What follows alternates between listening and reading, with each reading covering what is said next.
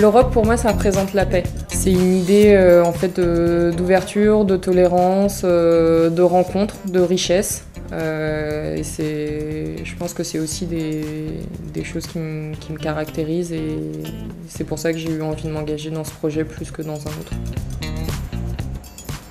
La Maison de l'Europe des Yvelines a été accréditée pour le service volontaire européen en 2008 et Margot a été notre première volontaire à l'envoi. Elle a effectué une mission de volontariat en Espagne. Je suis partie en volontariat européen en 2009 pour un an dans une fondation en Espagne qui s'appelle iWith.org. C'est une association qui accompagne les ONG dans leur communication sur Internet. Donc le sujet me plaisait beaucoup parce que j'avais fini mes études de webmaster et que je cherchais une première expérience à l'étranger. J'ai pu apprendre une autre langue, continuer à travailler dans un contexte international, donc ça a été un vrai tremplin pour le début de ma vie professionnelle. Et personnellement, ça m'a beaucoup appris sur moi-même, sur ma capacité d'intégration, de sociabilité, de rencontrer aussi des gens qui viennent d'horizons divers et variés. Quel pays européen a un nom qui vient du miel? Malte? Non, ça c'est trop facile pour toi. Mais je sais pas, j'ai dit au pire. Ouais, non, c'est ça.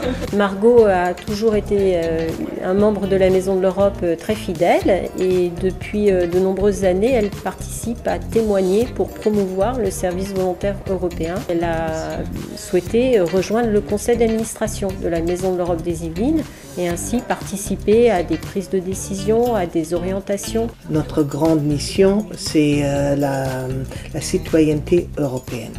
Donc c'est que ce soit par le biais de la mobilité, que ce soit par le biais des conférences, que l'intervention dans les établissements scolaires. En ce moment, à la Maison de l'Europe des Yvelines, j'accompagne un projet qui s'appelle Bûcherbox. C'est un projet de recyclage de cabines téléphoniques de France Télécom en bibliothèque publique.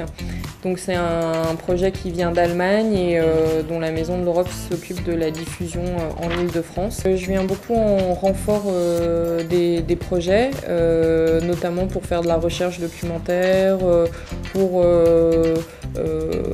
participer à des réunions de brainstorming quand on monte des projets, voilà, apporter aussi mon expérience, informer le public sur les missions de l'association et puis toujours témoigner de mon parcours et de ce que ça m'a apporté.